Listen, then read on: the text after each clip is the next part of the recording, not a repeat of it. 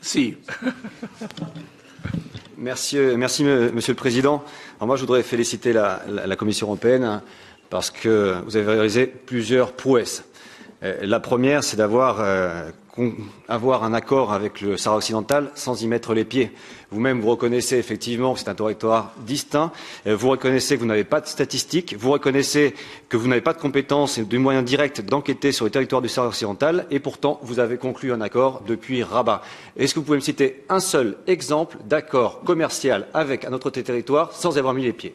Deuxièmement, vous reconnaissez dans votre accord qu'il n'y a pas de souveraineté du Maroc sur le Sahara occidental. Nous sommes d'accord. Cependant, la grande partie des gens que vous avez consultés, pas pour le Conseil, mais consultés, sont des autorités marocaines, donc qui tirent leur légitimité de la souveraineté du Maroc sur le Sahara occidental, ce qui est totalement contradictoire. Est-ce que vous pouvez me citer un seul exemple d'un cas similaire d'un accord commercial de l'Union européenne?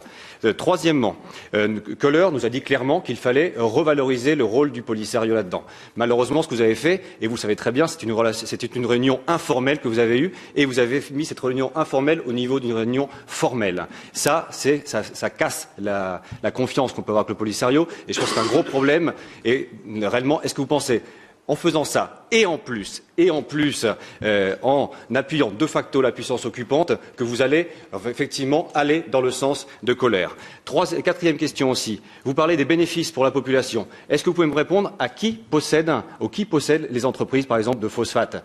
Est-ce que vous l'avez vu? Est-ce que vous avez des données là-dessus? Et pour finir, je soutiens totalement la position qu'il faut avoir une vision de la Cour de justice européenne. Tout à fait. Ne me dites pas que vos services juridiques vous ont dit oui. Ça fait 15 ans qu'ils nous disent oui et on sait très bien que c'était non. On l'a vu avec les deux cours de la justice. Et pour finir, la fact-finding mission, s'il vous plaît.